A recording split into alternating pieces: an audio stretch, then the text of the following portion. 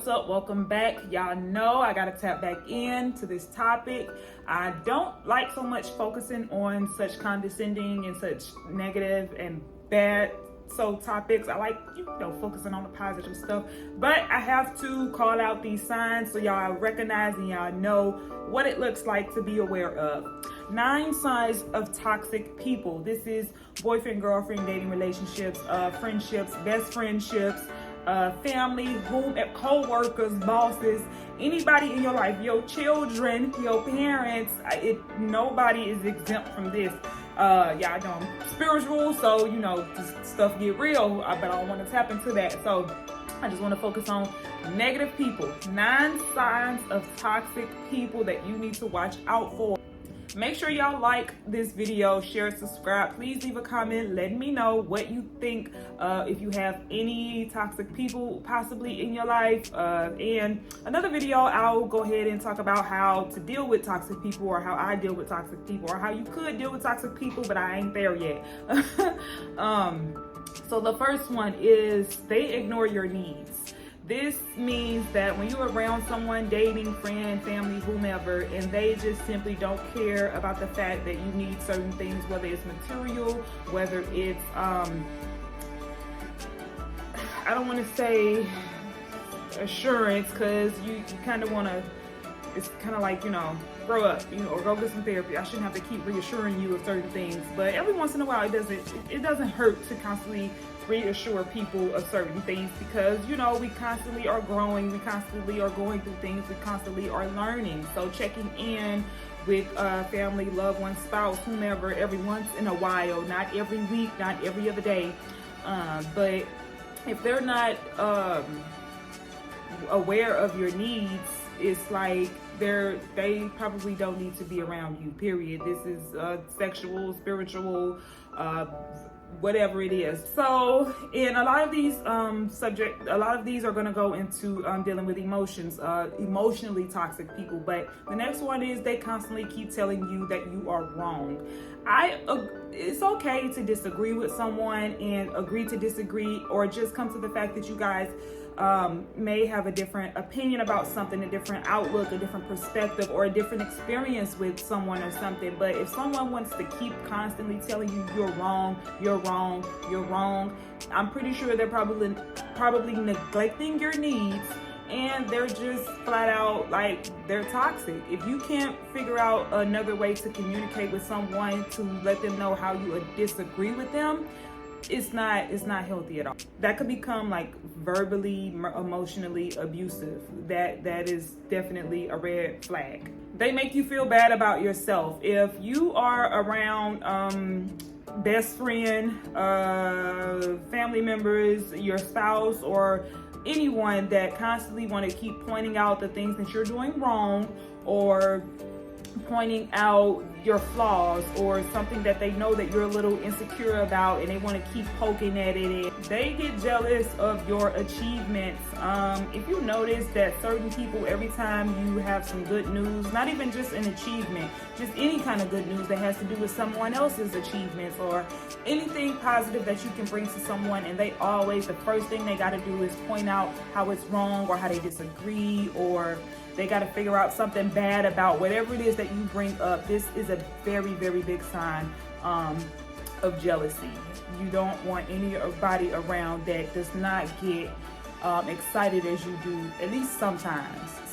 When I know I'm around people that has not experienced something that I have experienced plenty of times before, sometimes I can be like a little like, okay, and they're more excited about it than I am. But that's different. It's just a different type of excitement.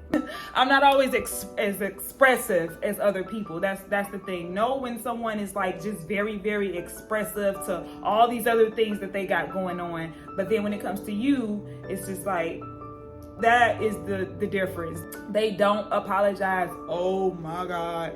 Oh, I express this a lot on my other social media platforms, and I try my best to teach my son and anybody around me about the importance of apologizing. Oh my God. Now, don't become an over apologizer. Like everything you do, oh, sorry. Like just little things, like if you drop something on the floor, oh, sorry. Or no, don't become like an excessive apologizer, but Someone that never apologizes, never, and then they purposely don't apologize after they realize that you confront them and let them know that they never apologize. Now you know they purposely not do. That is dangerous, very toxic. Nobody's perfect. We all make mistakes. We all have things we can apologize for sometimes. And that's normal. That's human life. Even if you're very strong and very firm and very sure of your opinion or what it is, what you said, how you said it, it's okay to be unapologetically like you. But that's only in a sense of when you're directly communicating with someone and it may be some type of misunderstanding. And this comes around to people not really truly knowing themselves. If I know you and I know that I probably knowing what you've been through in a certain situation, and I may have did or said something in a way that triggered something, that's something to apologize for. They keep violating your boundaries. A lot of these things I'm not tolerating more than like 2-3 times. Anyway, cutoff game is strong. Thank you, God. They keep ignoring your boundaries, overstepping their boundaries with you. If you have set clear boundaries and someone keeps just constantly ignoring them, don't care when you come around, what they're saying, how they're saying it, what they're doing, how they're doing, what they're hiding, and all of these things, and you constantly keep having to let them know, hey, I don't like that. Hey, don't do this. Hey, it makes me feel this way when you do this, or when you do that, or when you say this, and they just flat out just don't care, and they don't want to understand. Toxic. Very, very toxic. I can't stand when people be like, oh, that's just me. Oh, well, that's just the way I am. Y'all know how it is when some people just, want to use that, well, that's just the way I am type of, and that ain't gonna change. Oh, okay, but my boundaries are not going to change, so this is not going to work. There is a difference. That person doesn't care about your boundaries versus somebody else who may not have known the whole story or depth to your boundaries that you may have said. I am a little iffy with that because I'm just a very deep person. I am always very in depth with people. The first time I come around them, I'm very curious. I like to get to know a person on so many levels, like whenever I can, as soon as possible. Like, show me who you are. I am very, very good on watching people's boundaries and respecting them. They manipulate you to get what they want. And women, we neglect this power that we have, something that's called that gut instinct, women's intuition that we just naturally have, just for simply being a species of female. Men got good discernment, got good instincts too, but it's just that, that gut feeling that just goes a little bit deeper with us. Y'all know, a lot of us ignore it, but letting someone manipulate you, of course, we don't let someone do it. Sometimes we don't know when they're doing it. But they manipulate you to get what they want. They are very, very toxic. I don't care who it is, family, friend, co-worker, best friend, spouse, parent, child, whoever it is. If you notice that they keep manipulating you to get what they want, they are toxic. Fall back, less communication, whatever it is, you gotta, set those boundaries. Set those boundaries. What does manipulate mean? You know that they constantly keep trying to guilt trip you when you're around them. They always got this sad sob story, and at the end of it, it's always something that they want behind it. Like, that's a manipulation, guilt tripping. No, get away from me. Oh, and the next one, number 8, that's the one that I played I just said in the last one. They always playing victim. That is a manipulation tactic. They always playing victim. In every situation, you're figuring out how somebody else did you wrong first, or you're trying to come up with a situation to blame someone else even outside of you two, or trying to figure out a way to blame the government, or you're playing victim. You're always the victim in every single situation.